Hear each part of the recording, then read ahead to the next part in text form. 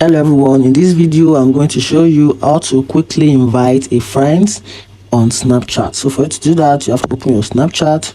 Once you open it, then you tap at the chat list button. After that, then you come up here and tap at this icon, which is plus.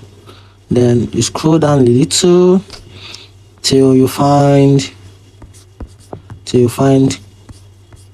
invite friends. Okay, let's go. This is quick add. Good. This invite section, you can see invite to Snapchat. So from here you can search and invite a particular friends to Snapchat, and from here these are the list of contacts you have on your phone, because your contact list is synced to Snapchat. So Snapchat can